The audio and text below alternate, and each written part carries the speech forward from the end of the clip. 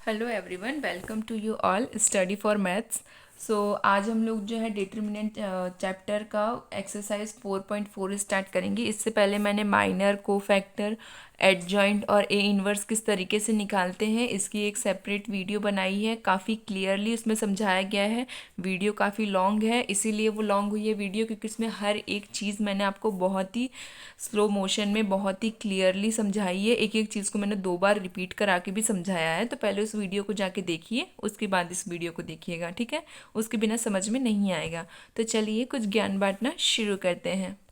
Exercise 4.4 का first question है, right minor and cofactor of the element of the following determinants. हमको क्या निकालने हैं? माइनर और कोफैक्टर्स निकालने हैं, ठीक है। किसके? ए के। ए हमको गिवन है, हमको उसके माइनर और कोफैक्टर निकालने हैं। तो चलिए फर्स्ट का ए देखते हैं। ए जो है वो है 2 0 -4 एंड 3। ए किस हिसाब से लिखा हुआ है? A11, A12, B11 and B12, right. हमको इसका क्या निकालना है? माइनर और कोफैक्टर। किस तरीके से निकालते हैं माइनर एंड कोफैक्टर? चलिए मैं आपको सिखाती हूँ। कोफैक्टर का फॉर्मूला क्या होता है हमारा? A i j = -i -1 i+j and m i j, ठीक है। ये होता है हमारा कोफैक्टर का फॉर्मूला। सबसे पहले हमको हमेशा माइनर निकालना होता है, माइनर के बाद ही कोफैक्टर निकलता है, ठीक है। माइनर कैसे निकालते हैं मैंने उस वीडियो में आपको बता दिया है, लेकिन यहाँ पे एक शॉर्टली मेथड से फिर से मैं बता रही हूँ एक रिपीटेशन के लिए। M11 मतलब हमारी रो जो है वो 1 है और कॉलम जो है वो भी 1 है। हमको रो 1 एंड कॉलम 1 को नेगलेक्ट कर देना है, बची हुई वैल्यू ही हमारी क्या होगी? M11। तो देखिए रो 1 हमारी ये है, कॉलम 1 हमारी ये है, तो क्या बच रहा है हमारा 3। तो M11 क्या आ जाएगा? 3। सिमिलरली यहाँ पे भी इसी तरीके से M12 मतलब रो जो है वो क्या है हमारी 1 और कॉलम जो है वो क्या है हमारी 2। तो हमको क्या करना है? रो 1 एंड कॉलम 2 को नेगलेक्ट कर देना है। तो बची हुई वैल्यू जो है वो क्या आएगी हमारी? M12। बची हुई वैल्यू क्या है? 0। तो यहाँ वैल्यू 0। सिमिलरली थर्ड के लिए क्या है हमारी? रो 2 एंड कॉलम 1 मतलब रो 2 को और कॉलम 1 को नेगलेक्ट कर देंगे। बची हुई वैल्यू क्या है? -4। वही यहाँ पे आंसर में है, ठीक है। सिमिलरली क्या है हमारी? रो 2 एंड कॉलम 2, रो 2 को और कॉलम 2 को नेगलेक्ट कर देना है। तो बची हुई वैल्यू क्या है हमारी? 2। वही 2 यहाँ पे आ गया, ठीक है। माइनर कैसे निकल गया समझ में आया। अब देखिए देखते हैं हम लोग कोफैक्टर्स में। कोफैक्टर आप लोग देखिए, कोफैक्टर जो है वो माइनर की हेल्प से निकलता है। कोफैक्टर का फॉर्मूला मैंने अभी आपको बताया है, ठीक है। यहाँ पे हम लोग वैल्यू अप्लाई करते हैं। A11 जो है क्या होता है? A11 मतलब आई की वैल्यू जो है वो 1 है एंड जे की वैल्यू भी 1 है।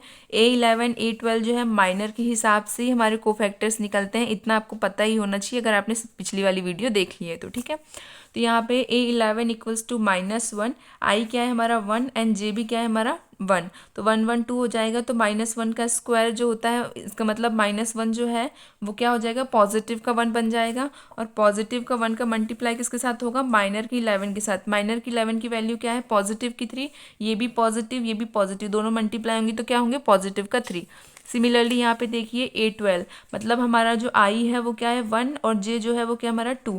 तो 1 + 2 = 3। तो -1 का cube with a multiple of M12। तो -1 का क्यूब जो है मतलब किसी भी वैल्यू का अगर क्यूब है और उसमें माइनस है तो माइनस का साइन ही वैसा का वैसा रहता है। तो इसलिए यहाँ पे -1 और M12 क्या है हमारा? 0। तो -1 का 0 के साथ मल्टीप्लाई तो 0। देन यहाँ पे हम देखेंगे A21 के लिए। A21 में हमारा जो आई है वो कितना है? 2 और जे जो है वो हमारा 1। तो -1 की पावर आई जो है वो 2 है, जे जो है वो 1 है। तो 2 + 1 = 3। और -1 का क्यूब मीन्स हमारा साइन जो है वो माइनस में एज इट इज़ रहेगा। तो -1 एज इट इज़। और M21 मतलब 4 की पावर वो भी माइनस में ही रहेगी। तो माइनस माइनस क्या हो जाएगा हमारा? प्लस। तो यहाँ पे आ जाएगा हमारा +4। देन यहाँ पे देखिए A22 में आप लोग देखिए आई की वैल्यू क्या है हमारी? 2 और जे की वैल्यू भी हमारी क्या है? 2। तो 2 + 2 = 4। तो -1 की पावर 4 इवन वैल्यू है, मतलब हमारा जो अगर माइनस में भी वैल्यू है तो वो पॉजिटिव में चेंज हो जाएगा। तो इसलिए यहाँ पॉजिटिव का 1। M22 जो है वो क्या है हमारा? पॉजिटिव का 2। तो पॉजिटिव का 1 एंड पॉजिटिव का 2 मल्टीप्लाई होगा तो क्या आएगा हमारा? 2। इतना आपको समझ में आया। और हमको इसमें सिर्फ माइनर और कोफैक्टर निकालना था, इसलिए इसका सॉल्यूशन यहीं पे हो गया। एडजॉइंट वगैरह का इसमें नहीं पूछा गया है। देन हम देखते हैं हमारे सेकंड वाले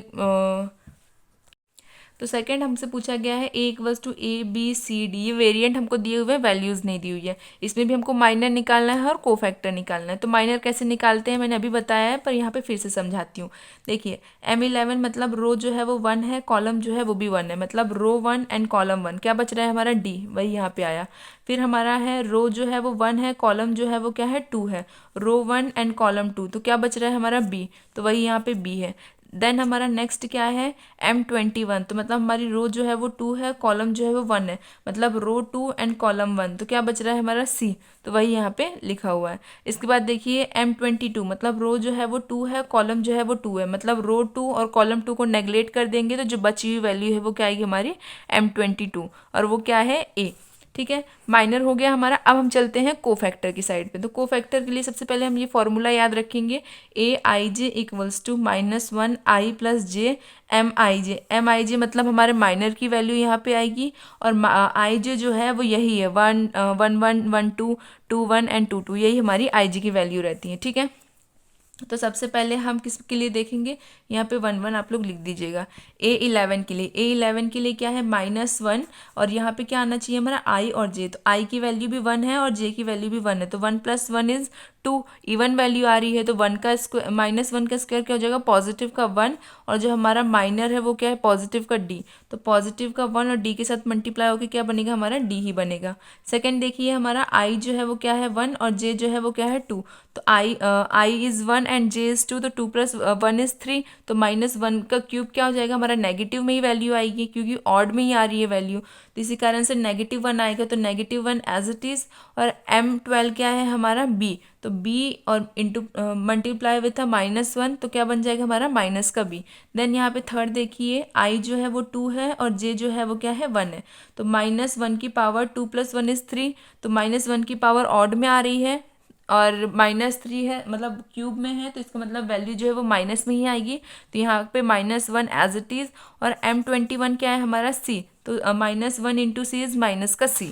फिर यहाँ पे हम लोग देखेंगे A22 के लिए। A22 में क्या है, सिमिलर चीज़ ही है, -1, I की वैल्यू हमारी 2 है, J की वैल्यू भी हमारी 2 है, तो I + J, 2 + 2 इज़ 4, -1 की पावर 4 इवन में है, मतलब हमारा -1 जो है वो पॉजिटिव का 1 होके बाहर निकलेगा।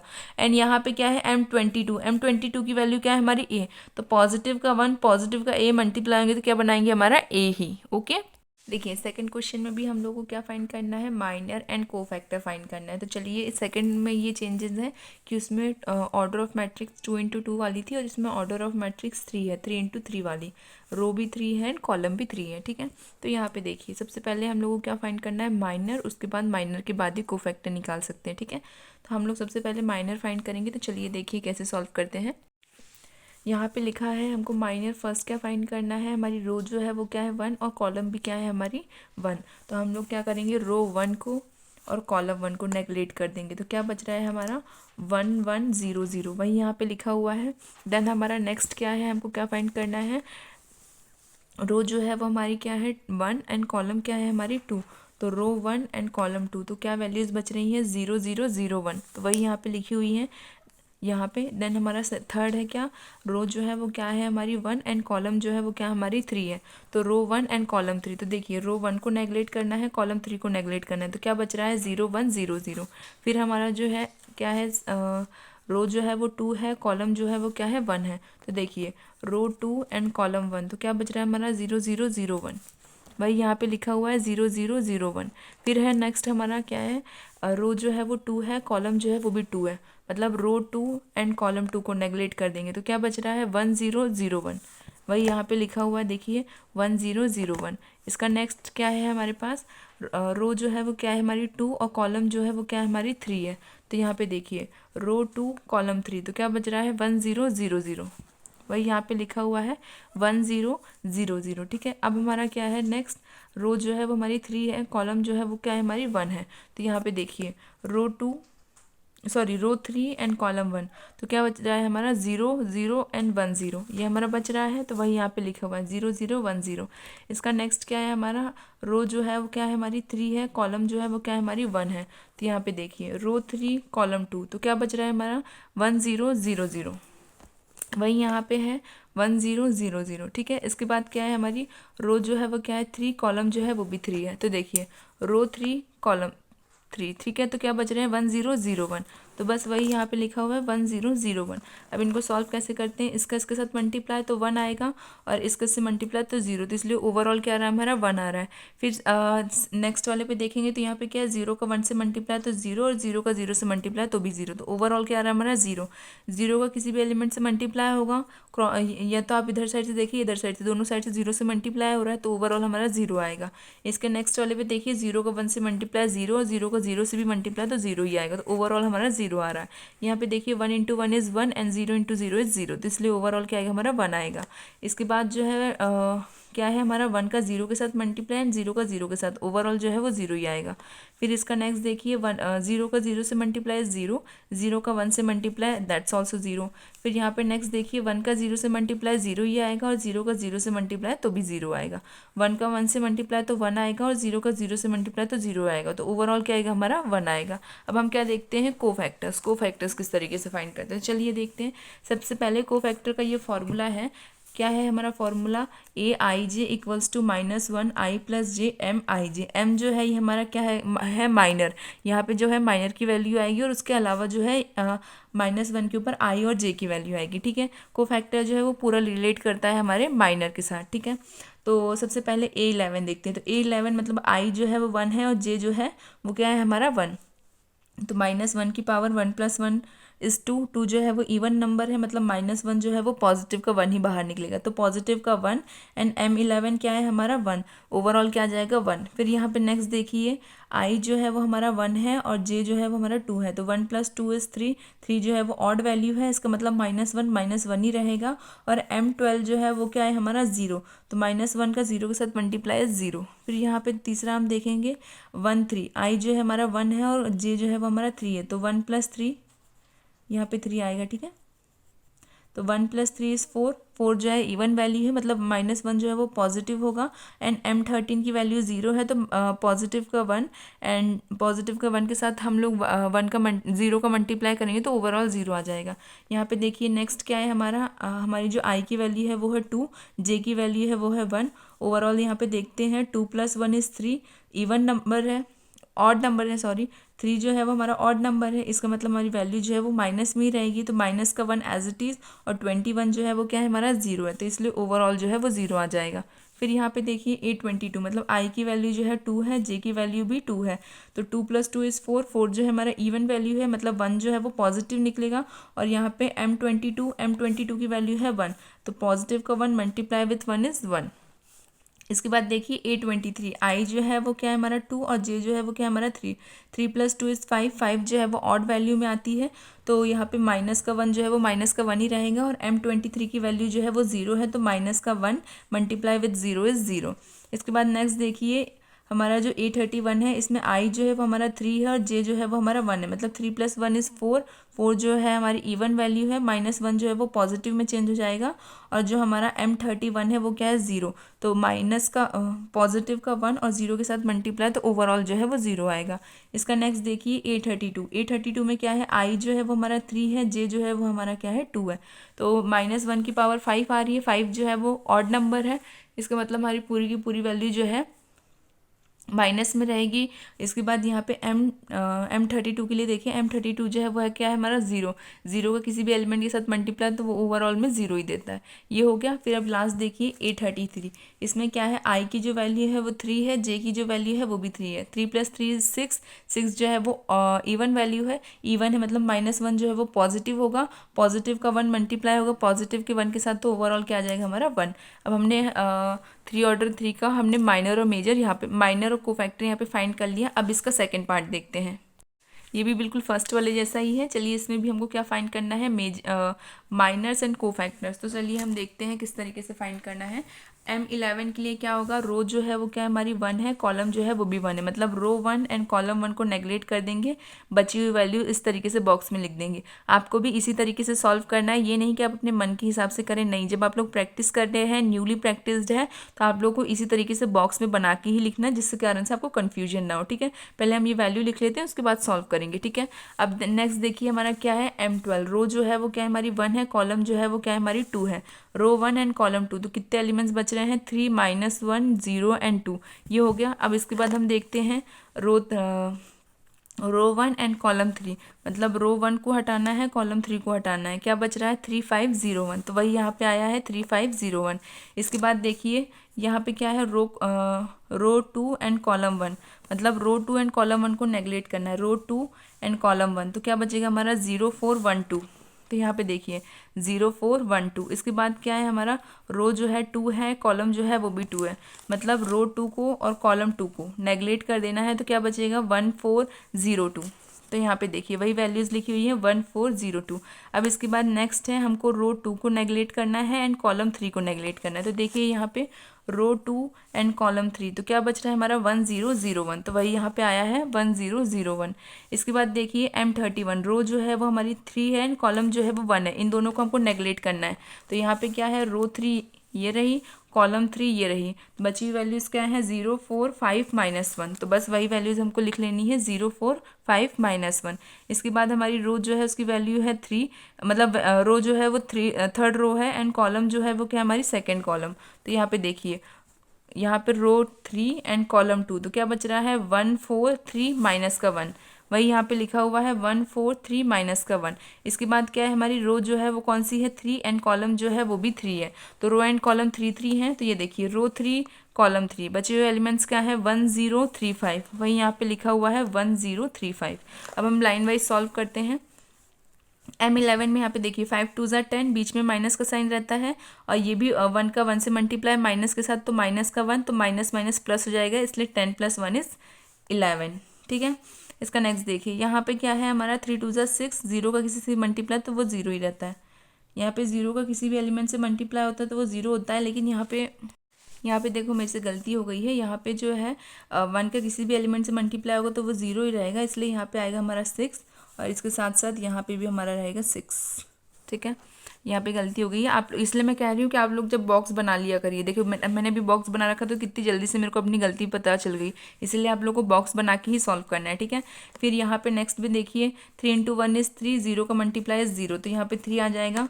फिर यहाँ पे 0 का 2 से मल्टीप्लाई 0, 4 × 1 = 4, और बीच में माइनस का साइन इसलिए माइनस का 4। फिर यहाँ पे 22 के लिए देखिए यहाँ पे क्या है हमारा 1 × 2 = 2 एंड 0 का मल्टीप्लाई किसी से भी 0, तो यहाँ पे ओवरऑल आ जाएगा 2। फिर नेक्स्ट देखिए 1 × 1 = 1 एंड 0 किसी से मल्टीप्लाई हो तो वो 0, तो इसलिए हमारा ओवरऑल आ रहा है 1। फिर यहाँ पे देखिए 0 का -1 से मल्टीप्लाई 0 एंड 5 4 ज़ा क्या होता है हमारा 20, तो यहाँ पे 9 नहीं आएगा, 5 4 ज़ा 20 आएगा, माइनस का 20। ठीक है, फिर यहाँ पे नेक्स्ट देखिए यहाँ पे क्या है हमारा 832, 1 × 1 = नेगेटिव का 1, और यहाँ पे 3 4 ज़ा 12, तो माइनस माइनस प्लस हो जाएंगे, तो 2 + 1 = 12 + 1 = 13, तो माइनस का 13 एज इट इज़। फिर यहाँ पे देखिए 1 × 5 = 5, 0 किसी से मल्टीप्लाई तो वो 0, तो यहाँ पे ओवरऑल क्या आ जाएगा हमारा 5। माइनस समझ में आ गए, अब कोफैक्टर्स देखते हैं। कोफैक्टर का सबसे पहले हमको ये फॉर्मूला पता होना चाहिए, क्या है Aij = -1i + j Mij, m जो है वो क्या हमारा माइनर्स है। ठीक है, अब हम कोफैक्टर में सबसे पहले क्या देखते हैं A11 के लिए। A11 में i की वैल्यू क्या है हमारी 1, और j की वैल्यू भी क्या है हमारी 1, तो यहाँ पे देखिए -1 1 + 1 = 2, एंड यहाँ पे M11 मतलब ये वाली वैल्यू, M11 की वैल्यू क्या है पॉजिटिव की 11, और यहाँ पे -1 जो है वो इवन में आएगा, मतलब ओवरऑल जो है ये भी पॉजिटिव निकलेगा, तो पॉजिटिव का 1 मल्टीप्लाई विथ पॉजिटिव की 11 इज ओवरऑल जो है वो 11 आएगा। ठीक है, अब यहाँ पे A12 के लिए देखिए, A12 में क्या है हमारा i की वैल्यू जो है 1 है, j की वैल्यू 2 है, मतलब 1 + 2 = 3, और यहाँ पे -1 की पावर ऑड में है, इसका मतलब -1 जो है वो एज इट इज़ -1 ही रहेगा, और M12 की वैल्यू जो है वो क्या है हमारी 6 है। ठीक है। तो माइनस का 1 मल्टीप्लाई विथ 6 इज माइनस का 6, ठीक है। फिर यहाँ पे A13 देखिए, A13 में क्या है, हमारी I की वैल्यू क्या है 1 और J की वैल्यू क्या है हमारी 3, मतलब 3 + 1 इज़ 4, -1 की पावर जो है 4 है, इवन वैल्यू है, इवन मतलब -1 जो है वो पॉजिटिव में चेंज हो जाएगा, तो पॉजिटिव का 1 मल्टीप्लाई होगा जब हमारे M13 के साथ, M13 की वैल्यू क्या है 3, पॉजिटिव का 1 3 के साथ मल्टीप्लाई होगा तो क्या बनाएगा हमारा पॉजिटिव का 3। फिर यहाँ पे A21 देखिए, I की वैल्यू 1 है, I की वैल्यू 2 है, J की वैल्यू 1 है, मतलब 2 + 1 इज़ 3, 3 जो है वो हमारा ऑड नंबर है, इसका मतलब -1 जो है वो -1 में ही रहेगा, पॉजिटिव में चेंज नहीं होगा। मल्टीप्लाई M21 की वैल्यू क्या है हमारी माइनस का 4, माइनस माइनस प्लस हो जाएंगे, इसलिए ओवरऑल जो है हमारी वैल्यू पॉजिटिव की 4 आएगी। इसका नेक्स्ट देखिए, I की वैल्यू जो है वो 2 है और J की वैल्यू भी 2 है, 2 + 2 इज़ 4, मतलब हमारी वैल्यू जो है इवन में है, तो -1 जो है वो पॉजिटिव की 1 में चेंज हो जाएगा, और M22 की वैल्यू जो है 2 है, ओवरऑल इनका मल्टीप्लिकेशन क्या होगा +2। इसके बाद A23 के लिए देखिए, I की वैल्यू जो है वो हमारी क्या है 2, J की वैल्यू हमारी 3 है, -1 2 + 3 इज़ 5, 5 जो है वो ऑड वैल्यू होती है, इसका मतलब -1 जो है वो ऑड में ही निकलेगा, मतलब माइनस में ही रहेगा। फिर M23 की वैल्यू पॉजिटिव का 1 है, तो माइनस का 1 मल्टीप्लाई विथ 1 इज़ माइनस का 1, ठीक है। देन यहाँ पे देखिए A31 में क्या होगा, हमारी 1 की जो वैल्यू है, 1 की वैल्यू जो है क्या रहेगी हमारी 3 + 1 इज़ 4, I जो है वो 3 है, J जो है वो 4 है, मतलब ये जो है इवन वैल्यू आएगी, इवन वैल्यू मतलब 1 जो है वो पॉजिटिव रहेगा, इसलिए यहाँ पे पॉजिटिव का 1 मल्टीप्लाई विथ क्या M31 क्या है हमारा -20, तो -20 पॉजिटिव के 1 के साथ मल्टीप्लाई होगा तो वो -20 ही बनाएगा। इसका नेक्स्ट देखिए A32 मतलब I की वैल्यू 3 है, J की वैल्यू 2 है, तो 3 + 2 इज़ 5, 5 जो है वो ऑड वैल्यू है, ऑड वैल्यू मतलब -1 एज इट इज़ ही रहेगा, कोई चेंजेस नहीं रहेंगे, तो -1 एज इट इज़, और M32 की वैल्यू जो है -13 है, माइनस माइनस प्लस का 13, ठीक है। अब यहाँ पे देखिए A33 मतलब I की वैल्यू जो है वो 3 है, J की वैल्यू भी 3 है, तो 3 + 3 इज़ 6, 6 जो है वो हमारी इवन वैल्यू है, तो -1 की पावर 6 इज़ इवन वैल्यू, तो ये हमारी ओवरऑल हो जाएगी पॉजिटिव की 1, और M33 क्या है हमारा 5, तो 5 × 1 इज़ पॉजिटिव का 5। इतना समझ में आ गया। अब नेक्स्ट क्वेश्चन देखते हैं। क्वेश्चन नंबर 3 देखिए, इसमें लिखा हुआ है using cofactor of elements of second row and evaluate triangle या फिर डेल्टा, जो आपको बोलना हो, डेल्टा = 5 2 1 3 0 2 8 1 3। इवेल्यूएट करना है हमको रो सेकेंड को, रो सेकेंड मीन्स जो है हमारी रो सेकेंड क्या है ये, इसको इवेल्यूएट करने का मतलब है कि हमको ये फाइंड करना है क्या, A21 जो है वो एक वैल्यू है, और A21 इज़ अ कोफैक्टर, ठीक है। सबके साथ इसी तरीके से मल्टीप्लिकेशन में होके वैल्यू जो है वो हमारी सॉल्व होगी। ये वैल्यू कब आएगी, जब हम लोग क्या फाइंड करेंगे, कोफैक्टर से पहले हमको क्या फाइंड करना पड़ेगा, माइनर, तो हम लोग रो 2 की पहले माइनर फाइंड करेंगे, माइनर फाइंड करने के बाद उसका कोफैक्टर निकालेंगे, उसके बाद इसमें वैल्यू पुट करेंगे, ठीक है। A21 में जो है हमारी एक ही वैल्यू आएगी, एंड कैपिटल A21 मतलब हमारा कोफैक्टर रहेगा, ठीक है। तो चलिए देखते हैं कैसे सॉल्व करना है। ये किस वे में लिखा रहता है पहले मैंने ये समझाया है, ताकि जब आप लोग इसमें वैल्यू पुट करें तो आप लोग को ईजी रहे। A11 A12 A13 A21 A22 A23 and A31 A32 and A33, इस तरीके से रो वाइज जो है हमारी सारी वैल्यूज़ लिखी रहती हैं, ठीक है। इसी तरीके से हमारा डेल्टा हमेशा लिखा जाता है। समझ में आ गया ये दोनों चीज़ें। अब यहाँ पे देखते हैं फाइंड करने वाली चीज़ जो है वो क्या है हमारी रो टू के कारण से मैंने यहाँ पे A21 A22 एंड A23 लिखा है, तीनों दिख गए आपको। इसके बाद जो है इसके मल्टीप्लाई में हमारा कोफैक्टर आएगा, क्योंकि इसने क्या कहा है, using cofactor of elements of second row, cofactor इसने लिखा है, वही कोफैक्टर हम यहाँ पे मल्टीप्लाई करेंगे सेकेंड रो के, ठीक है। अगर यहाँ पे थर्ड होता तो हम इसके साथ जो है हमारे थर्ड कोफैक्टर को मल्टीप्लाई करते हैं, पर यहाँ पे सेकेंड है इसलिए हम लोग यहाँ पे सेकेंड कोफैक्टर का मल्टीप्लाई कर रहे हैं। इतना समझ में आ गया। अब हम लोग चलते हैं माइनर के पास। माइनर कैसे फाइंड करते हैं, माइनर ऑफ रो टू के लिए हमको माइनर निकालने, मतलब सारे माइनर्स नहीं निकालने, सिर्फ रो 2 वाले निकालने, जो 21 22 23, ठीक है। सबसे पहले 21 के लिए देखते हैं रो 2 एंड कॉलम 3, तो रो 2 को नेगलेक्ट करना है एंड कॉलम 1 को सॉरी।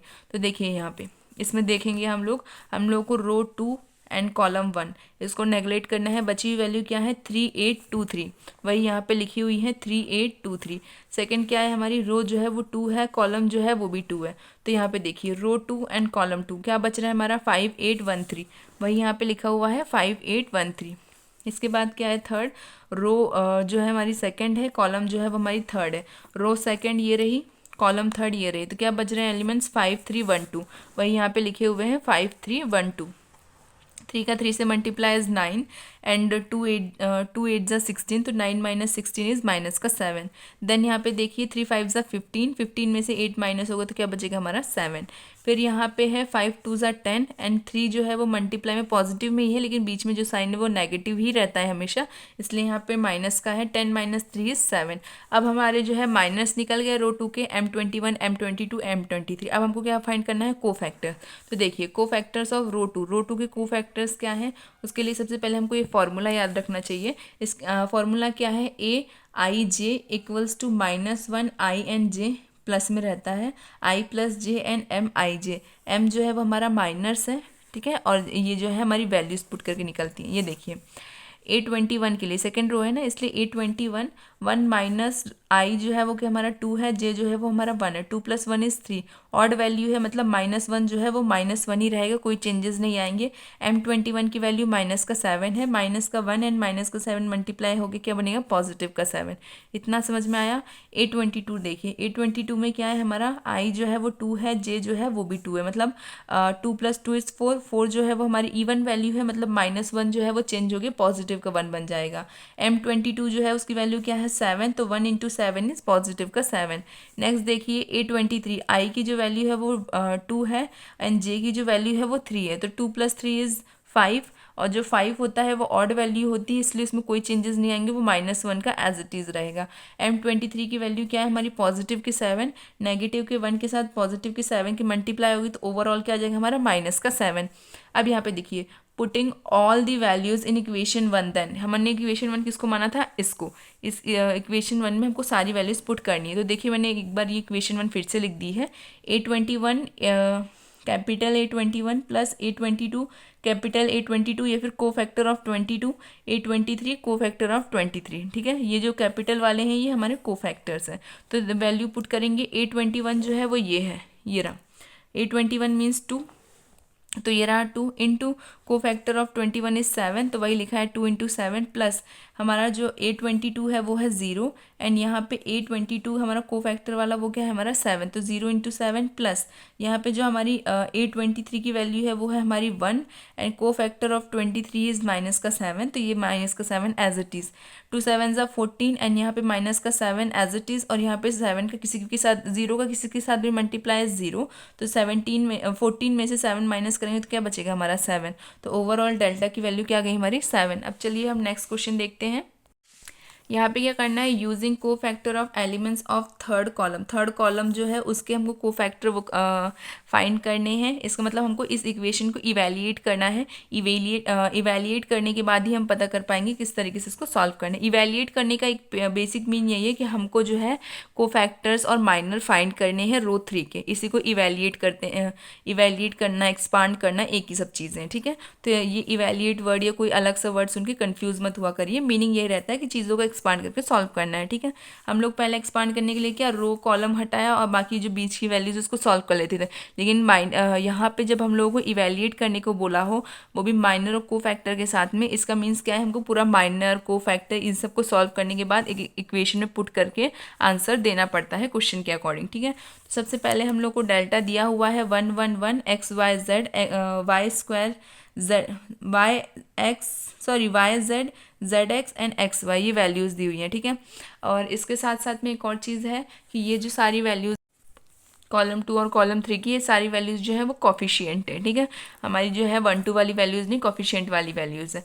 इसका अकॉर्डिंग में अगर हम देखें किस तरीके से लिखा होता है, तो इस वे में लिखा रहता है A11 A12 A13 A21 A22 A23 A31 A32 A33। ये चीज़ मैं इसलिए बताती हूँ कि जब आप लोग फॉर्मूले में वैल्यू पुट करेंगे तो कन्फ्यूज़ ना हो कि कौन सी वैल्यू कहाँ से आ गई, ठीक है। इसलिए ये मैंने आपको एक picture wise diagram wise show करके बता दिया, ठीक है।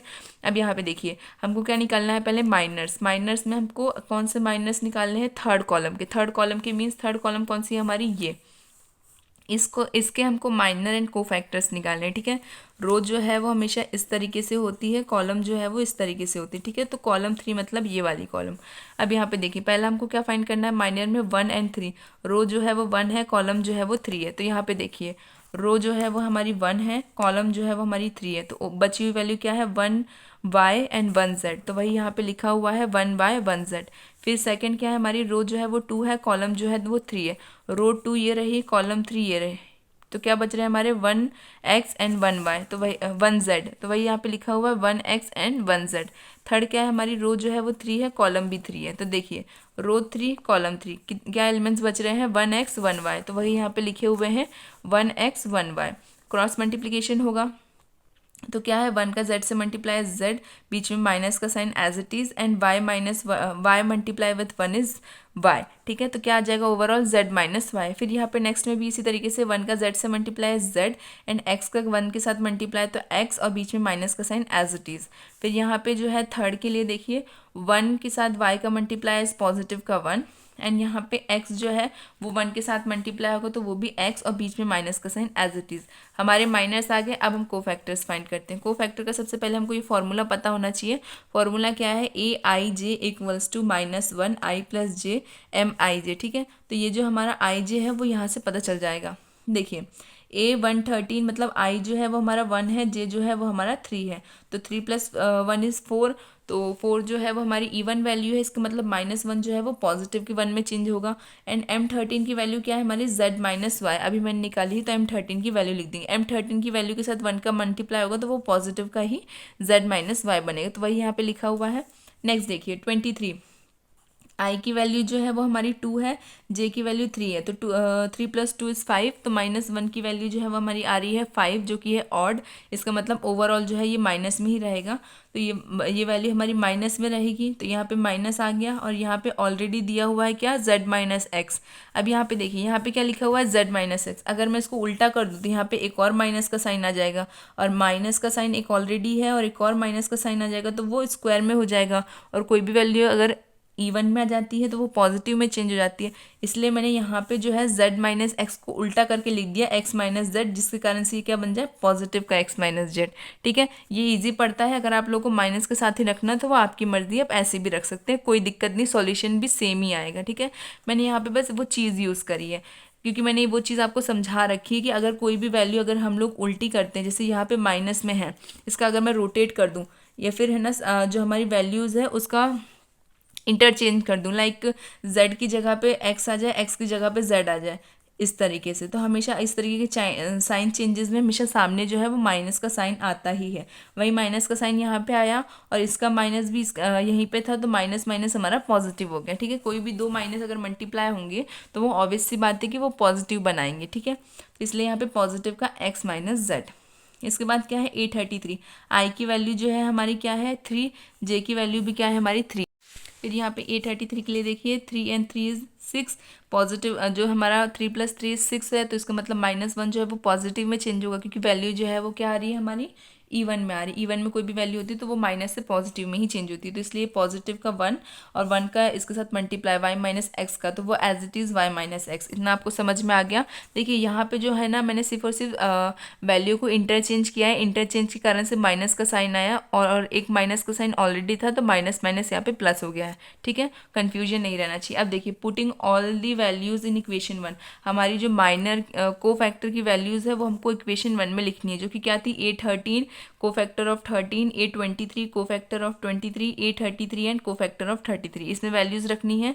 A13 क्या है हमारा, तो यहाँ पे दी हुई है ये जितनी भी वैल्यूज़ हैं यही सारी वैल्यूज़ आएंगी। A13 जो है हमारा क्या है YZ, A23 क्या है हमारा ZX और A33 क्या है हमारा X एंड Y, यही वैल्यूज़ इसमें रखनी है। तो देखिए यहाँ पे क्या है हमारा, सबसे पहले क्या आएगा यहाँ पे A13 की वैल्यू क्या है YZ, और उसके बाद क्या है हमारा कोफैक्टर ऑफ 13 क्या है, ये देखिए z माइनस वाई, तो वही z माइनस वाई आ गया, फिर बीच में प्लस एज इट इज़। फिर इसके बाद हमारा क्या है A23 की वैल्यू क्या है हमारे पास, A23 ZX, ये ZX, तो वही ZX हमने यहाँ पे रख दी।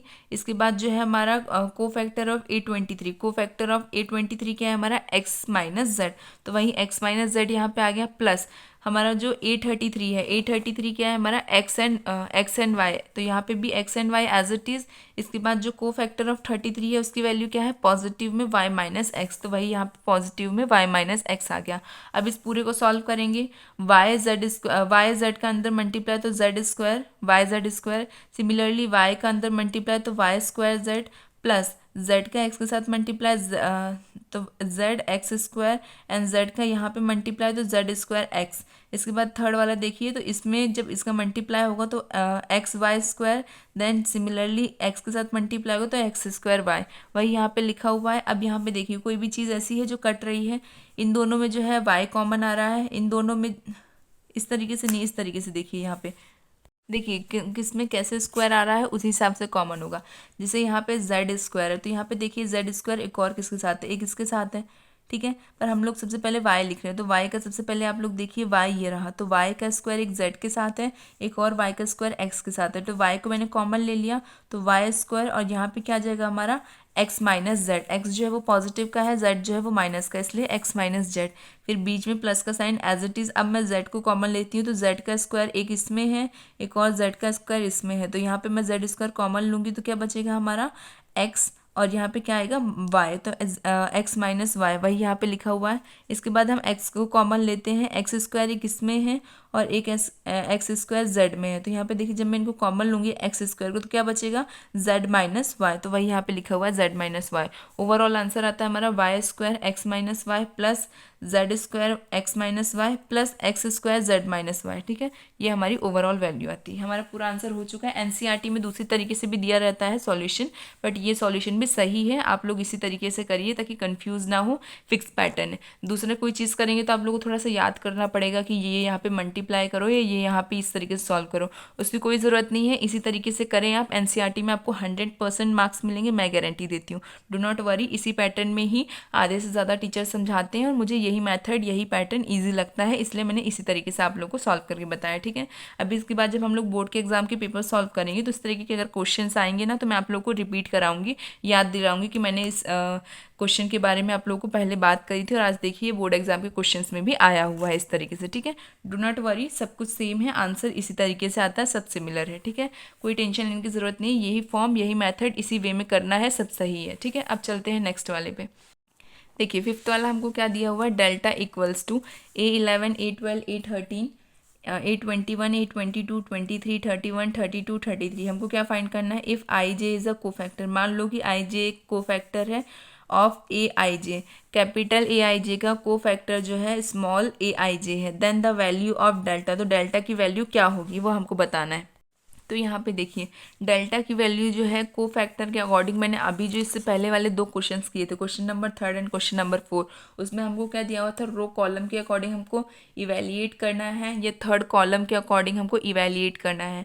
तो वही चीज़ यहाँ पे दी हुई है, बस यहाँ पे हमको उसको पूछ लिया गया है कि किस तरीके से डेल्टा की वैल्यू होगी। तो डेल्टा की वैल्यू जो है हमेशा हमारी जो वैल्यूज़ हैं उसके साथ में कोफैक्टर का एडिशन होता है, कोफैक्टर का मल्टीप्लिकेशन रहता है, ठीक है। मतलब A11 के साथ A11 का मल्टीप्लिकेशन कोफैक्टर का, A21 के साथ, ये जो है स्मॉल में लिखा गया, A21 के साथ A21 का कोफैक्टर, A31 के साथ A31 का कोफैक्टर। सिमिलरली हम लोग यहाँ पे भी अगर इसके लिए भी लिखे, कोई सी भी रो ले सकते हैं तो कुछ नहीं है। अगर हम रो 2 का लेके देखें तो रो 2 में क्या होगा A21 एंड हमारा cofactor of A21, A22 cofactor of A22, A23 cofactor of A23। Similarly हमारा जो है रो 3 के लिए भी होगा, इसी तरीके से लिखना है, इसी को हम लोग सही वे कहते हैं। और यही जो है वैल्यू है डेल्टा की, कब, जब A I J is a cofactor of small A I J, ठीक है। जब ये इसका कोफैक्टर रहता है तो डेल्टा की वैल्यू यही रहती है। इतना समझ में आया। चलिए अब हमारी नेक्स्ट वीडियो में हम लोग एक्सरसाइज 4.5 शुरू करेंगे।